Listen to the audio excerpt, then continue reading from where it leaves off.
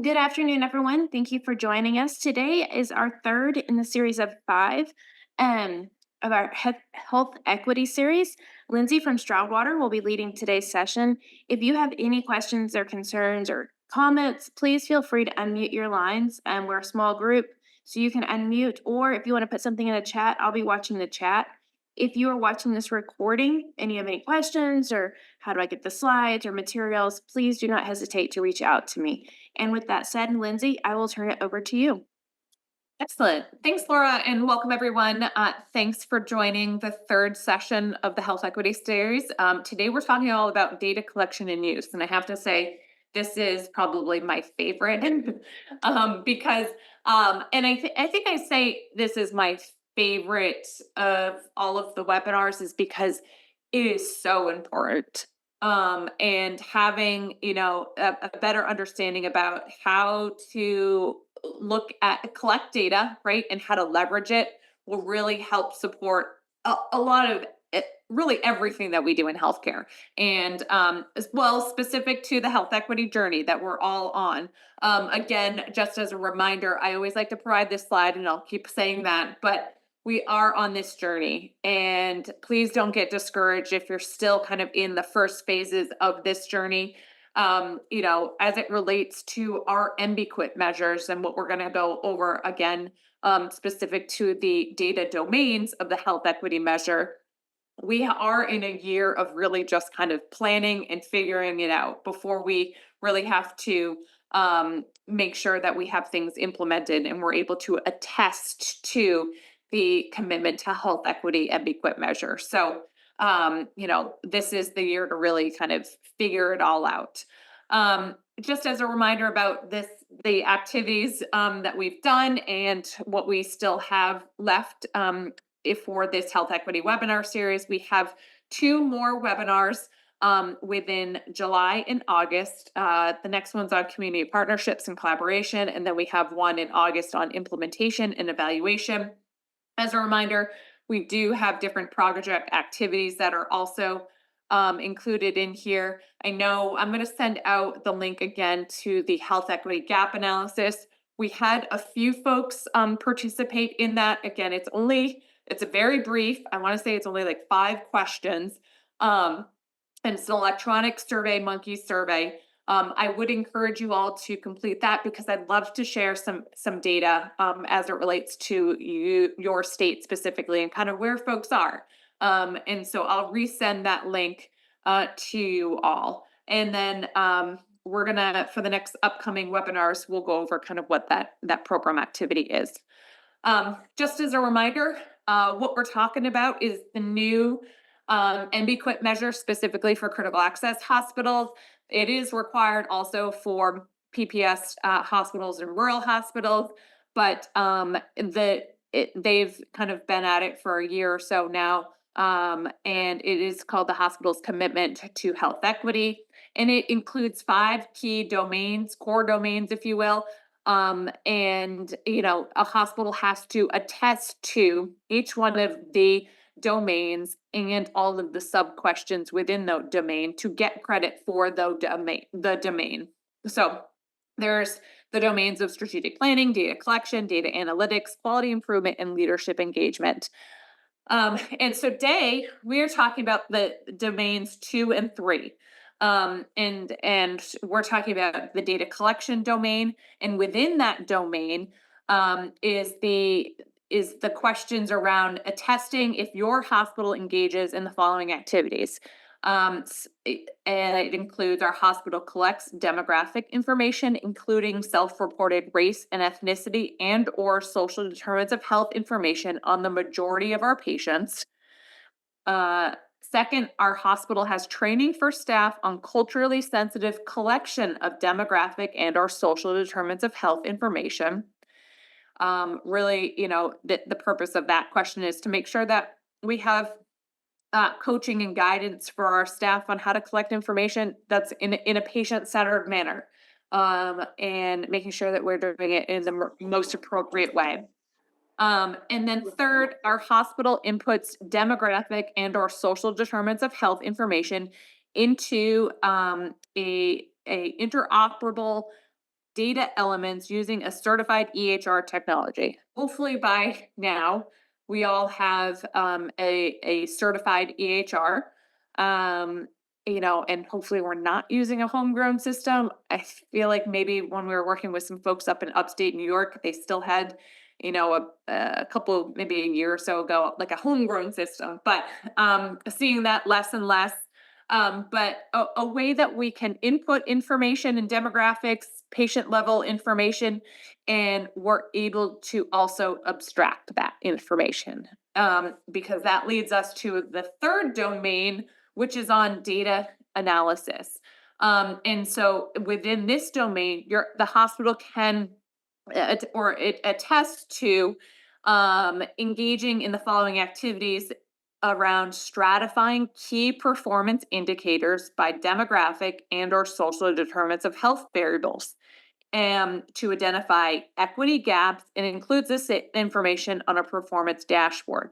So to me, there's two parts of this. That's that one sub question.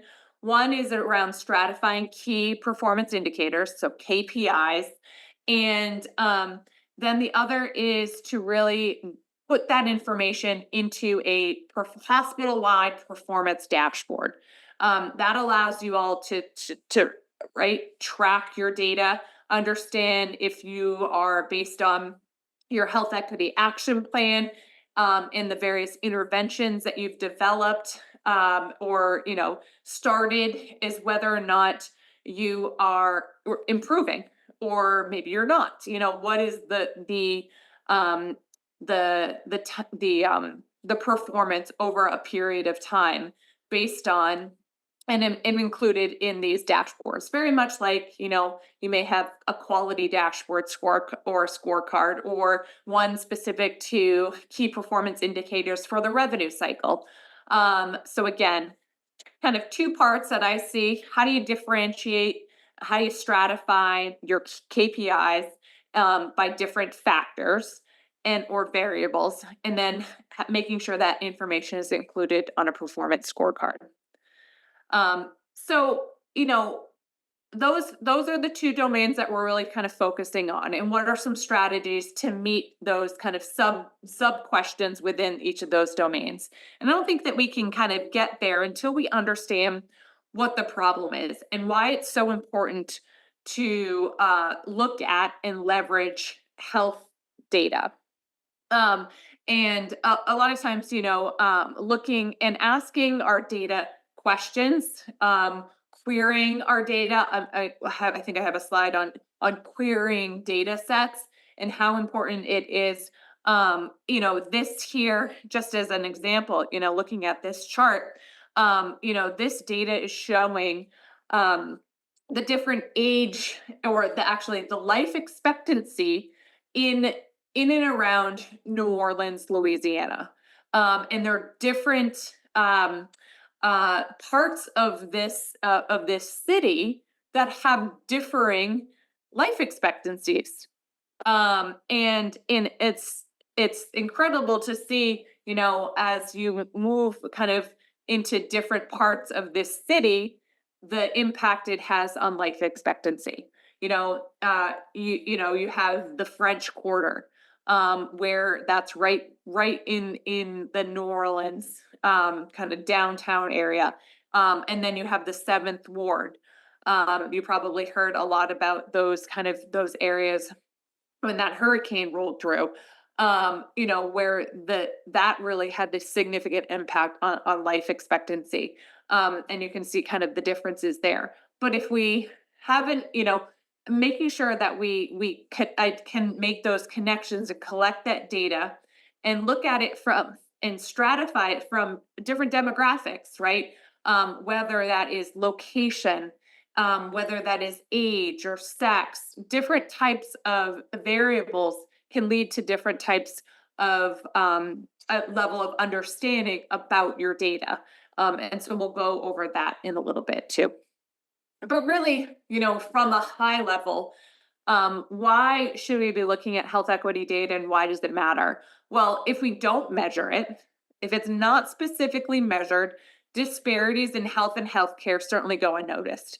And we can't get that level of understanding on how we can improve if we don't measure or we don't obtain data or look at data. And oftentimes we have organizations that underestimate, or even I would even say maybe overestimate too, the magnitude of disparities in their own patient populations. And unless we, again, look at the data, obtain the data, stratify the data, ask our data questions, we really are just kind of going off of a feeling, right? Or lack thereof of feeling. Um, by stratifying healthcare data, so again, differentiating data by race, ethnicity, language, and other demographic factors, such as age, sex, health literacy, sexual orientation, gender identity, social and economic status, and geography, is really vital in understanding and addressing health inequities. That we can then begin to kind of understand that magnitude. And once we start to examine and stratify quality and health outcome data, it's going to be the most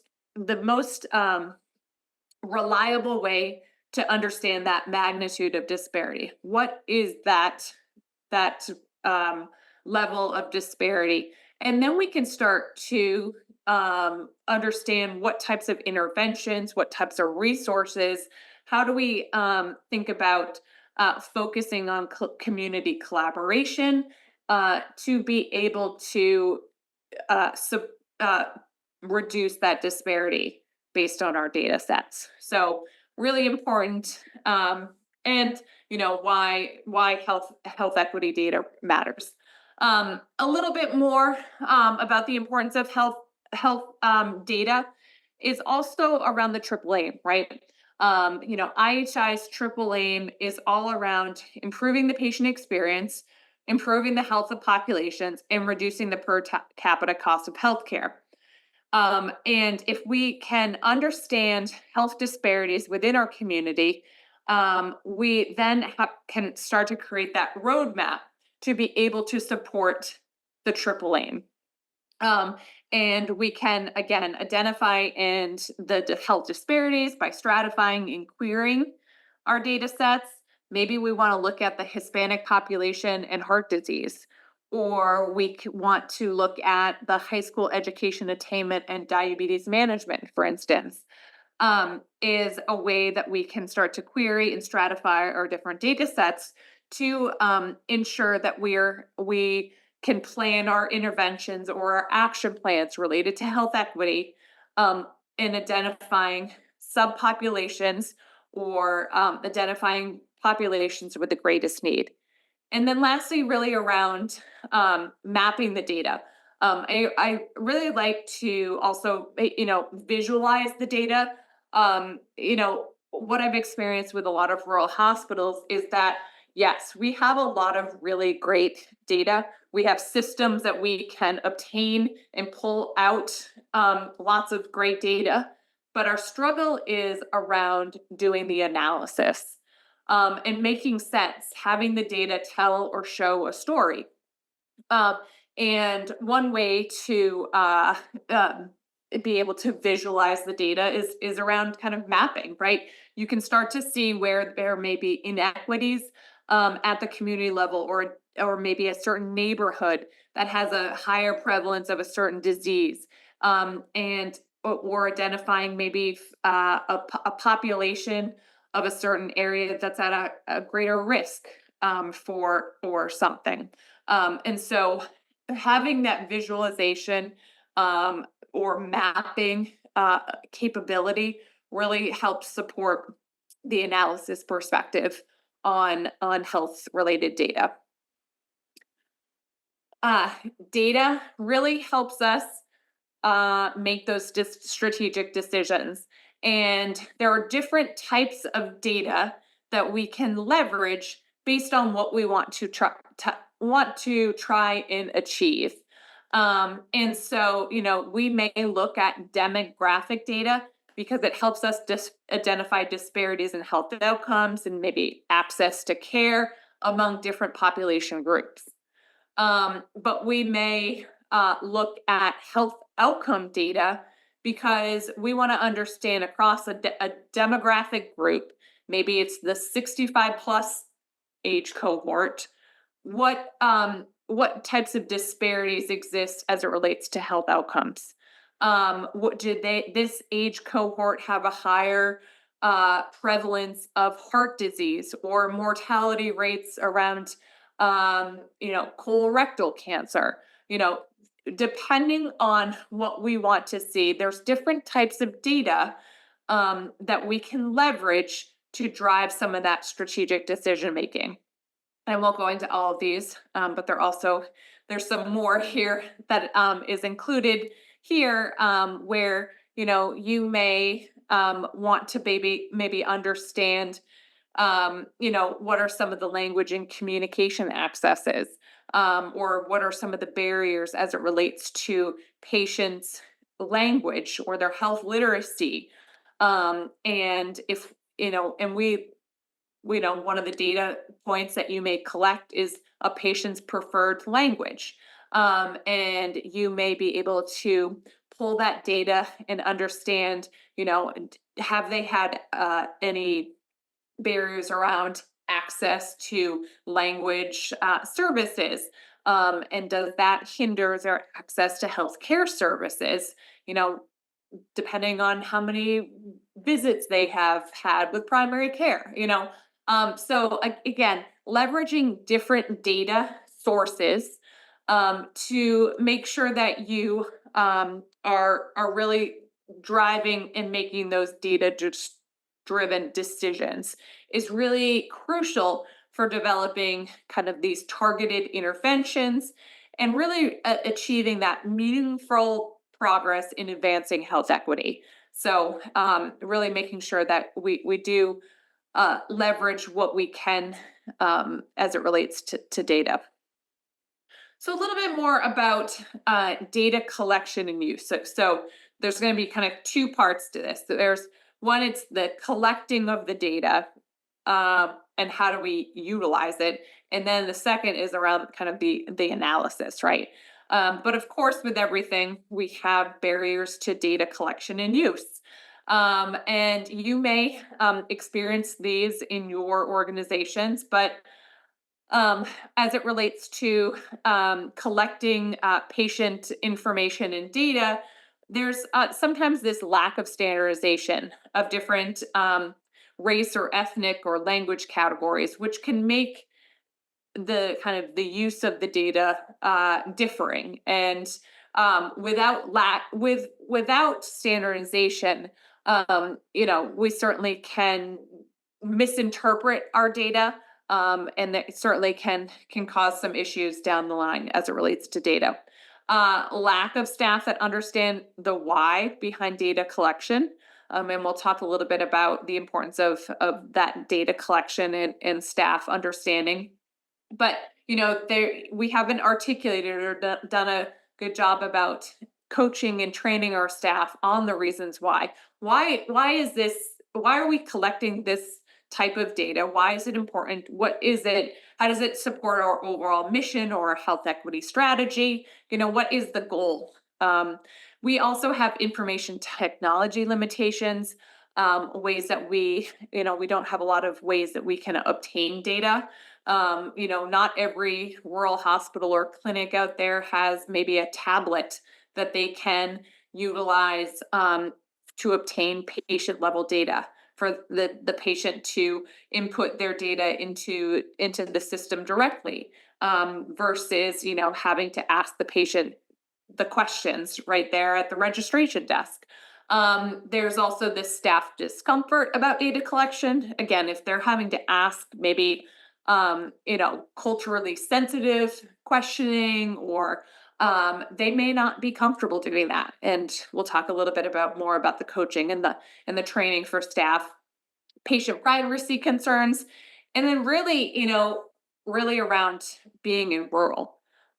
Rural tends to be a barrier in itself, but as it relates to data, oftentimes we're seeing, we have smaller numbers, we have smaller sample sizes, we have, we and because of that, oftentimes when we get to that analysis part, there's going to be these gaps. There's going to be we're seeing in some of the Medicare data that any number under 7, it just gets suppressed.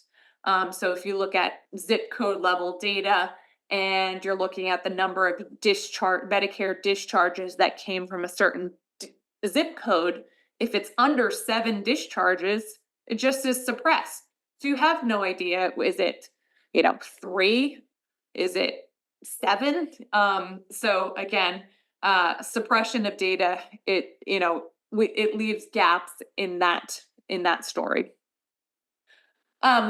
One thing that we are seeing more so of it with this push and this recognition of the importance of data collection and data use is organizations developing kind of these data infrastructures. And in order to do so, you really need to have that leadership support, one of an understanding of the importance of data and how are you going, the mechanisms in which you're going to leverage the data, share the data.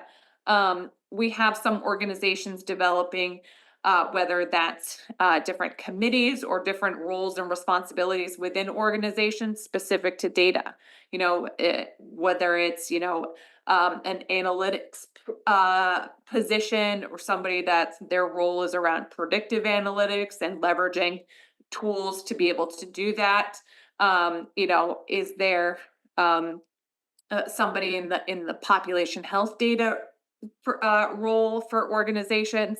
So seeing a lot of organizations moving towards understanding and developing these data infrastructures. And the other kind of, in order to have that successful data infrastructure, there needs to be this staff training and support on obtaining accurate data. And a lot of times, organizations have such high turnover in the positions where there is that patient level data collection happening. And making sure that we do provide the reasons for why we're collecting this data and support them with the tools and the resources to obtain accurate data. And we'll talk more in the next slide about data collection. Within our data infrastructure too, we need to understand and articulate the reasons for stratifying data.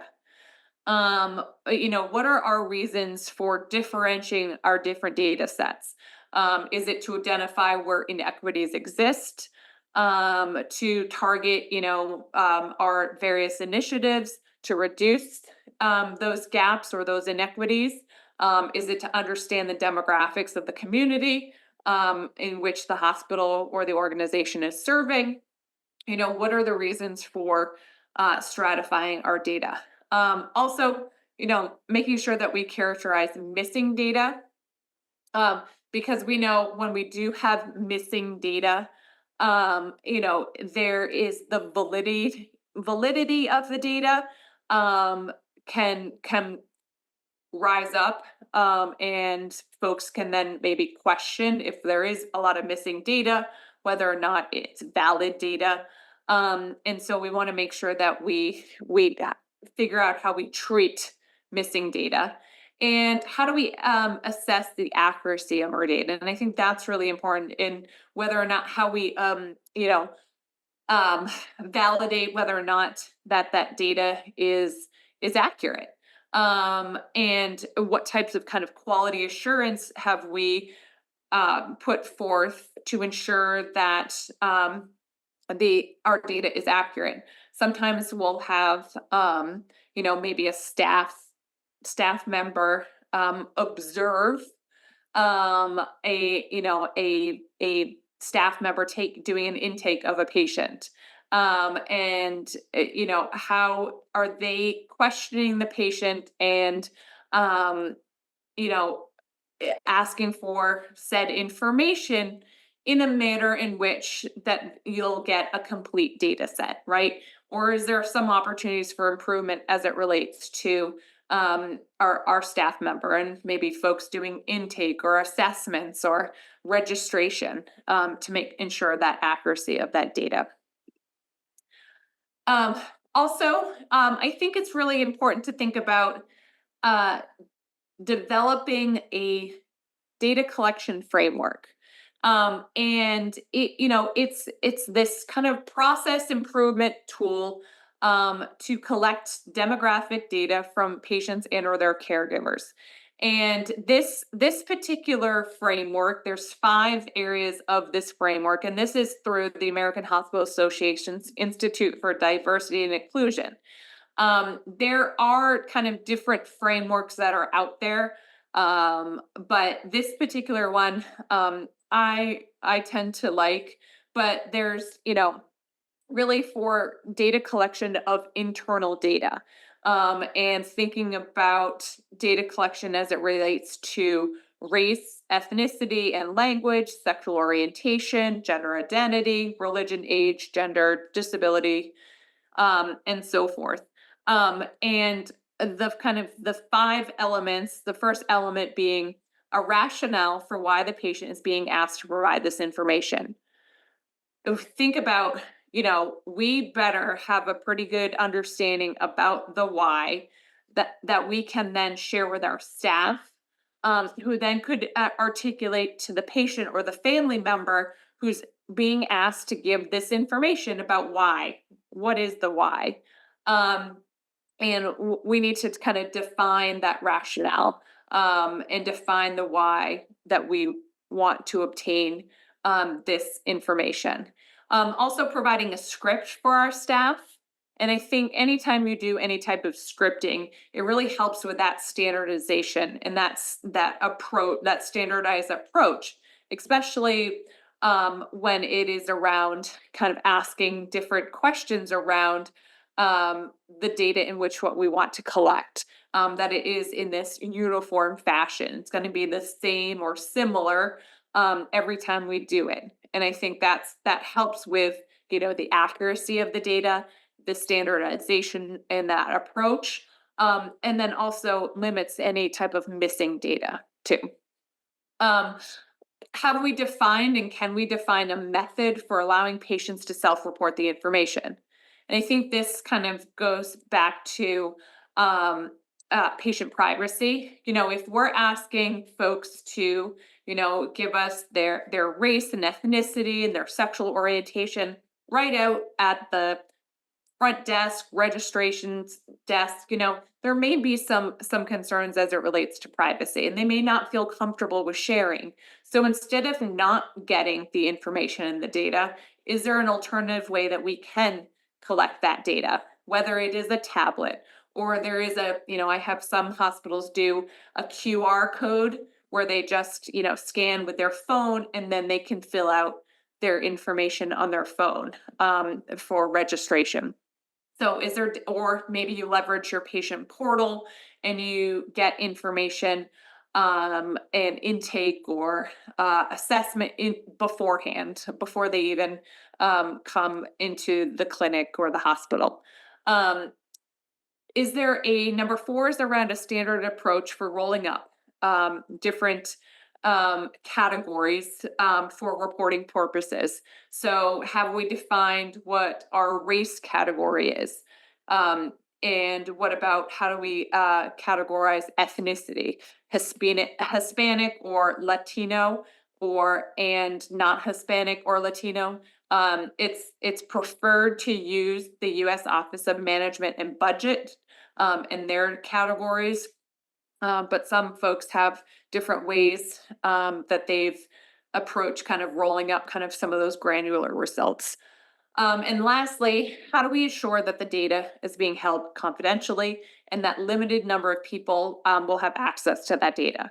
So not only do we need to educate and coach our staff, because is there if a patient comes and asks us, like, what assurances do you all have that we're able to articulate that? But then maybe it's a statement to our patients, maybe it's something within our policies and procedures that we then can go back to ensure that data is held confidentially, and that we are really looking at, from, identifying gaps and inequities from not just a singular patient level, right?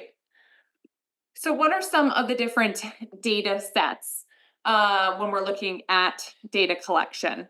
Well, there's certainly internal data sets, there's external data sets, and whether it's referral information, utilization, clinical outcomes, external information like health information exchanges.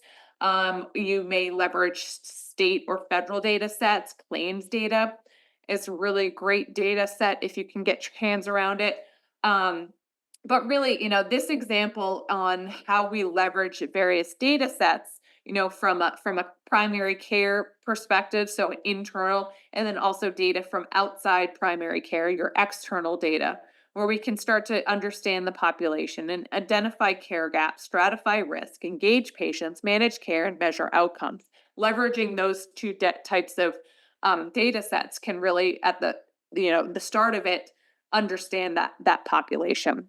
I always like to say, utilize the data that you have, get the data you need. And so when we have, folks leveraging internal data sets, that's the data you have.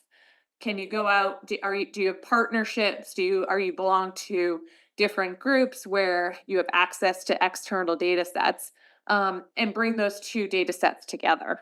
What that only supports and advances our level of understanding of our population. Um, there's some other sources of health equity data. There are, data sources out there around race, ethnicity, and language. Is clinical data from affiliated providers that includes maybe social needs data.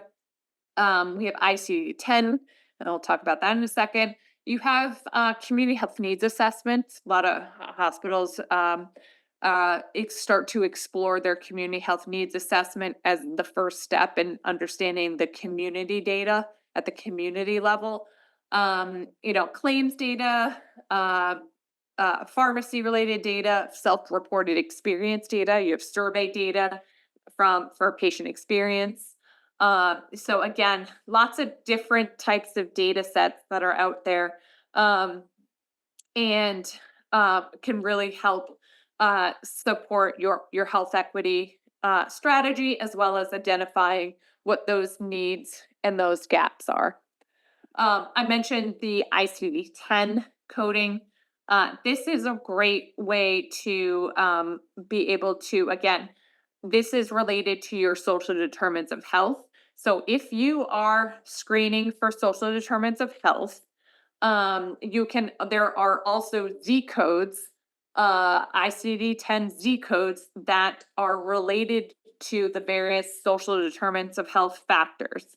And I certainly encourage folks to um, make sure that we do code, because one thing that we can do from a data analysis perspective is that if we are able to run a report based on our Z codes, we then have some, code based ICD-10 codes that link us to, maybe the percent of our patient population who has problems around their physical environment, or they have occupational exposure to risk factors.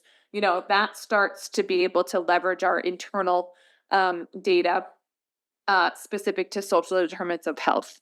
Also, just a side note, tracking this, submitting this information, these codes go to, government payers, various payer sources, and they start to be able to understand your population a little bit better as well as from a federal perspective, right?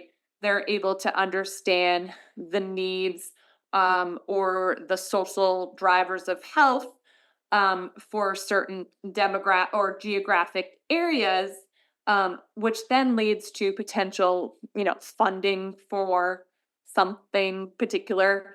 I know that there was, and maybe not specific to ICD-10 Z codes, but there a couple of years ago, there was a big push around um, COPD, and there was a lot of funding that came out from the federal side around supporting pulmonary rehab programs and the development of pulmonary rehab programs where you could get funding to start up different programs based on the rates of COPD in certain demographics areas, the Mississippi Delta, the regions in Appalachia, where they saw higher rates of COPD based on some of these so different social factors as well.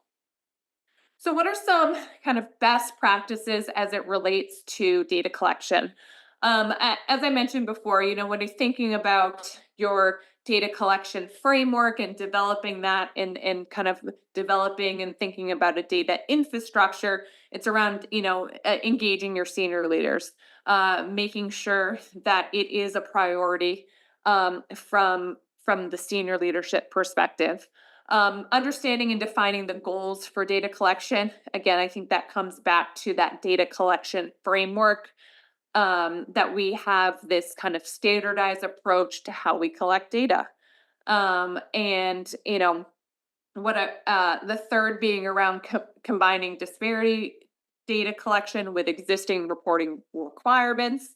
I think we're asked to provide a lot of different data to a lot of different data sources, and making sure that we're not kind of stretching ourselves thin, that we can we have this reporting, we report the data that's required too, but we're not duplicating efforts when we're layering on some of the disparities in data collection as well. Make sure that we track and report progress. And I think that's really an important aspect when you think about data collection, because, we want to always make sure that we are moving in the right direction, and that we can share with our leadership team the progress that's being made, as it relates to the information that is collected. Build data collection into quality improvement initiatives. I think, that the number four, tracking and reporting progress, and then number five, building data collection into quality improvement, really speaks to the domain around data analytics or data analysis, of the MBQuit measure, where we track our progress on a dashboard or a scorecard, and we utilize those KPIs that we've determined to really utilize and leverage, as it relates to performance improvement. Um, the last couple are around utilizing some of those external data sources when available, and then continue to review, revise, and refine the process around data collection. And I think really just important, I think for a lot of organizations, the first step in being successful in that data collection is around the leadership support and developing a data collection framework. I think having a framework to go off of from both a patient and staff perspective is really important, and to be and one that can really aid in being successful in this area. So now kind of moving into the use, right? So now we have collected the data. What do we want to do with the data? And one of the areas is around querying our data. Querying our data means really to ask your data questions, ask your data the right questions, and it will allow you to have insights into, maybe it's the social determinants of health of patients in your hospital or community. And so we have two different types of queries.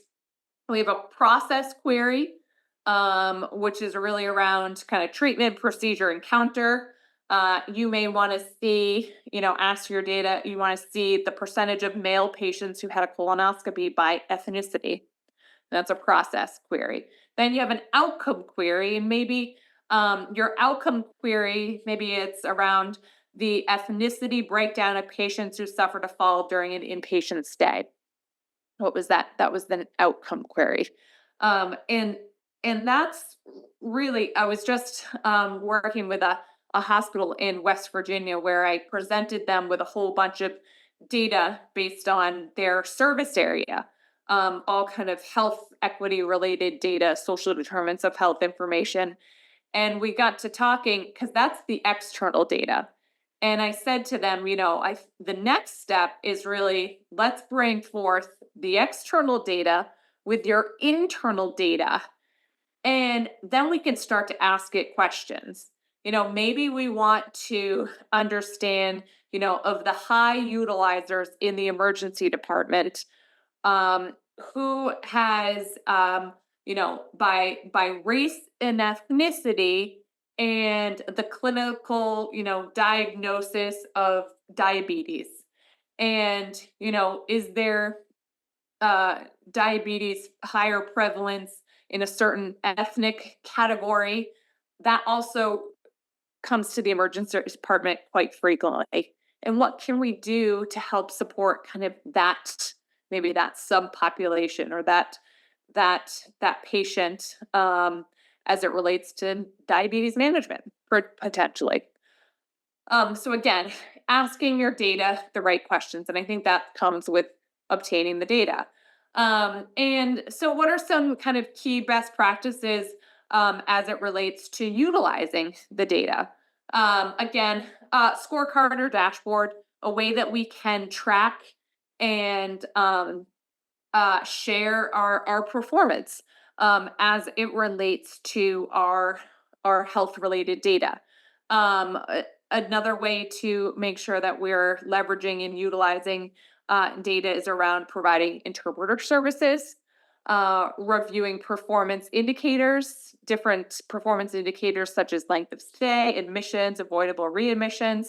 I just mentioned, multiple visits to the emergency department, and stratifying that data, differentiating that data based on the various socioeconomic, social demographics, different ways that we can maybe understand and identify where there are some of those inequities. Review our process of care measures. Is there a way that we can leverage data to identify any gaps in care?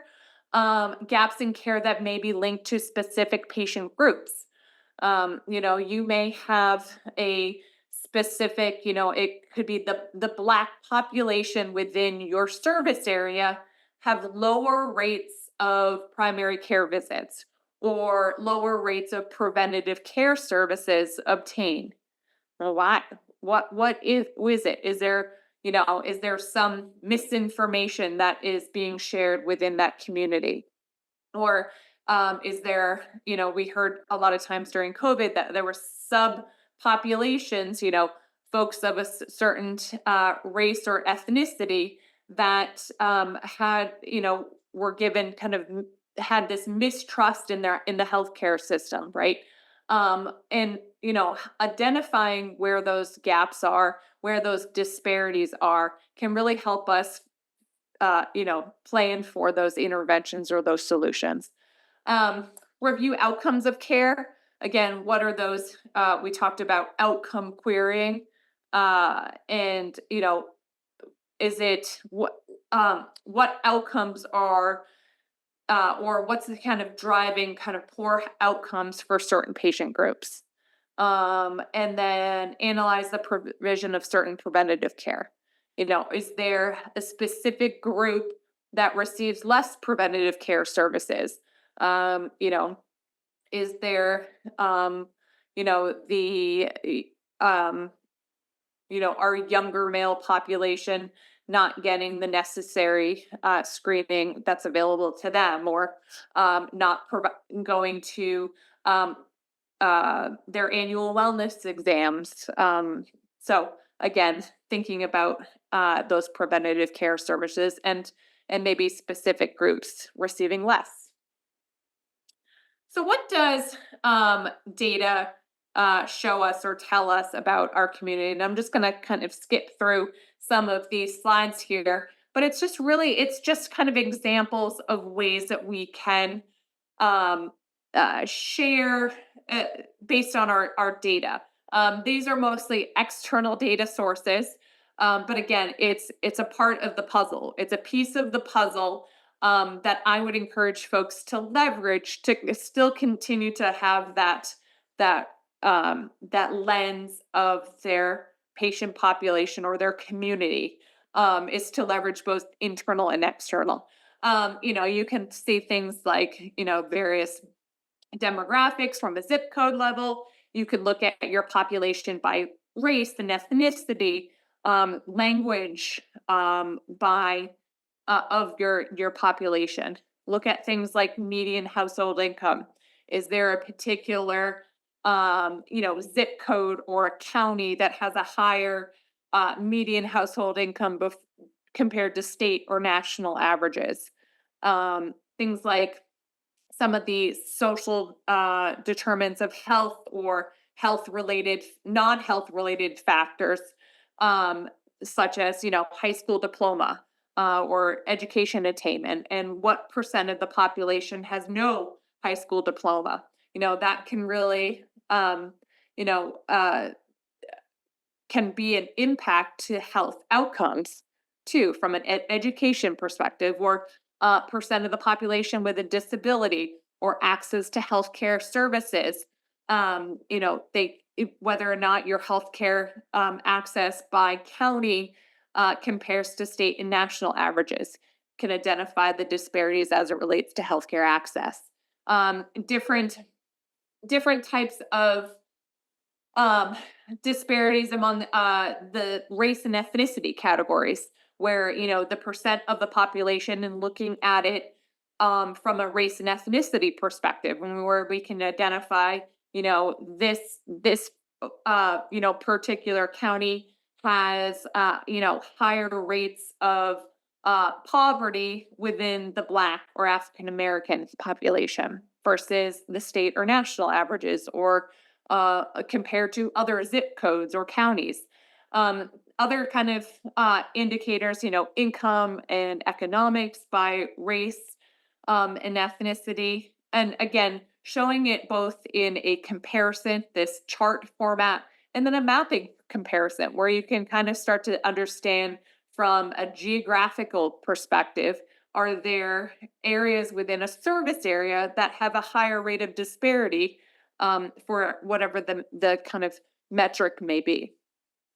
Things around clinical care and prevention.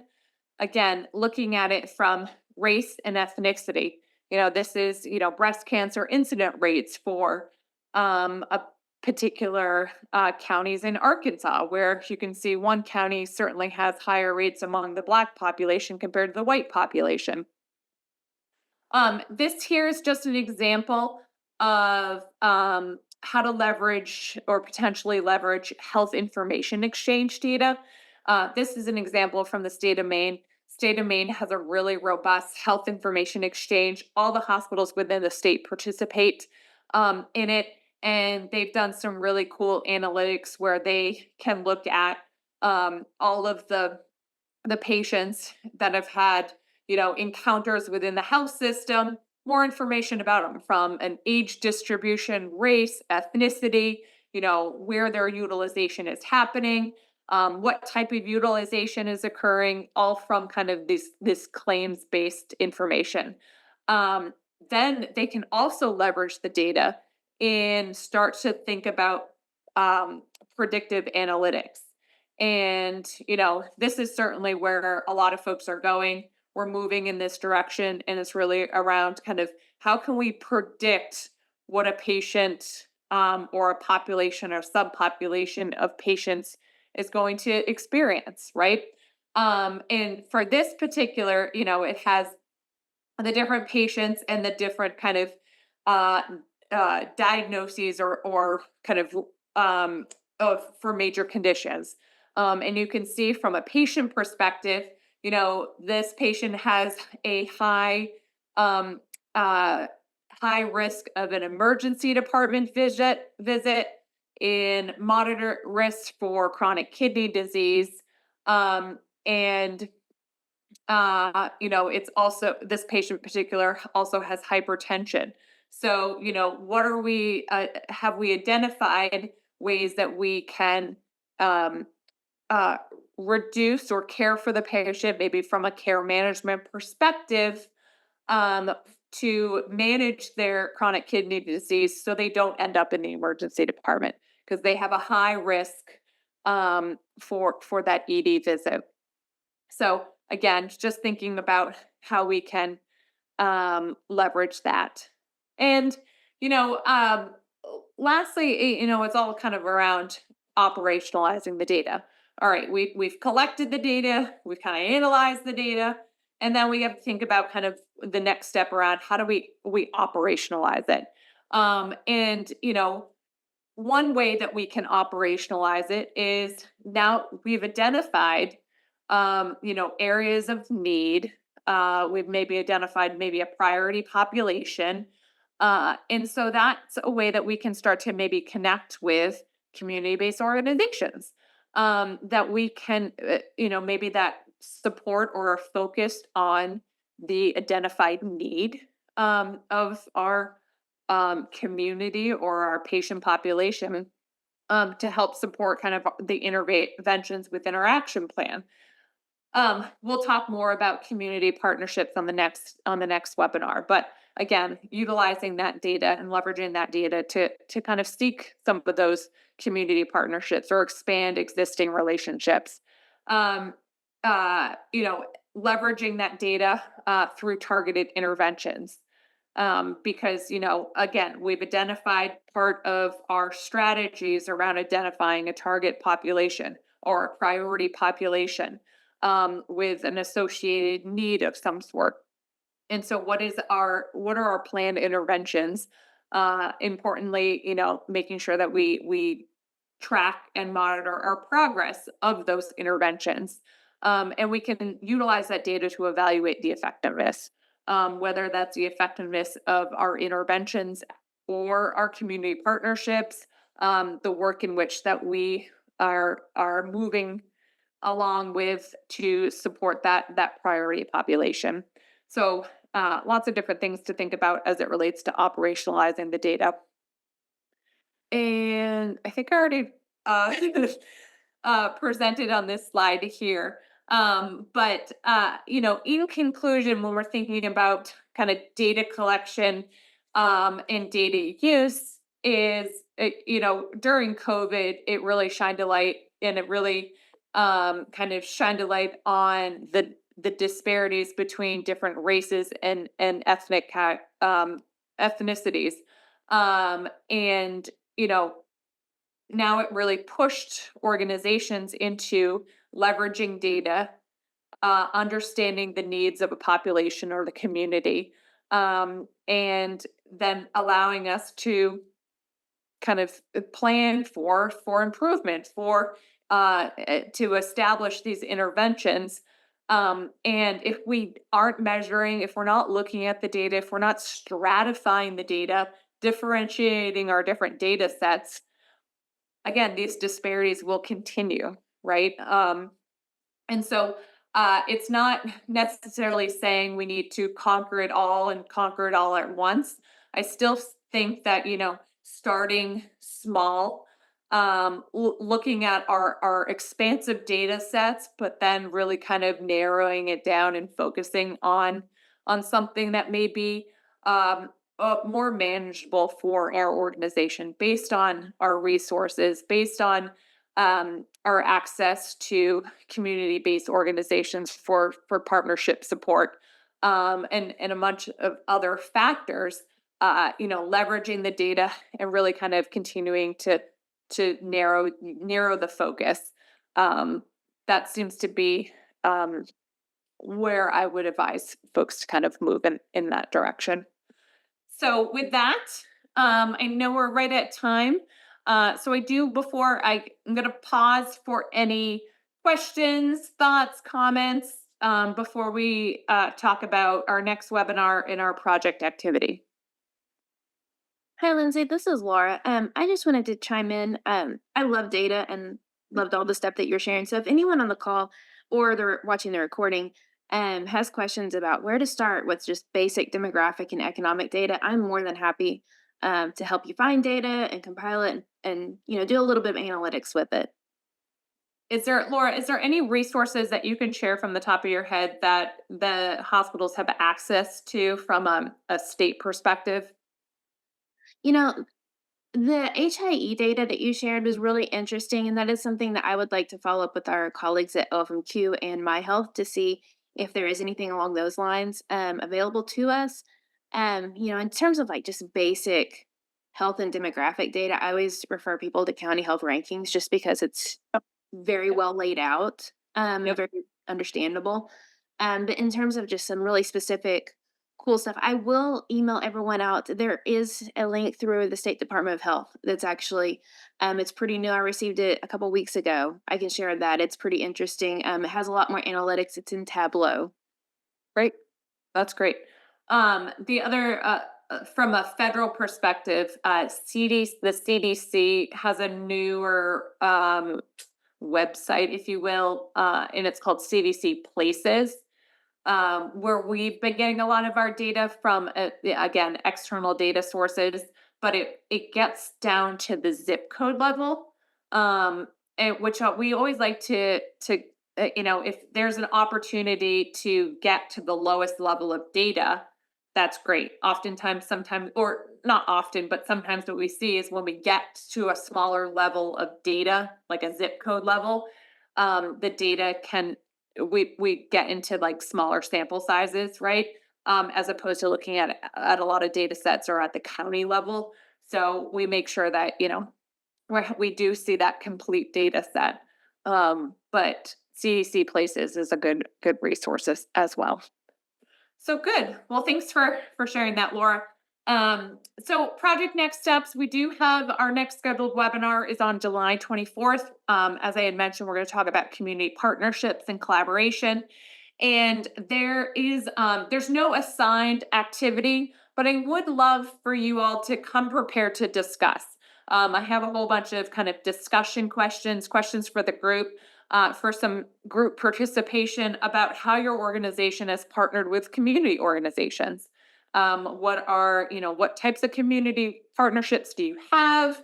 How have you leveraged that? Are you working through anything specific with community-based organizations? So love to hear more. I know folks like to hear what's working or what's not at peer hospitals. So just kind of think about that in advance of our next webinar, and we'll have some time for discussion. With that, that's all I got. So appreciate your time and look forward to next month's webinar. Thank you, Lindsay. Thank you, everyone, for joining.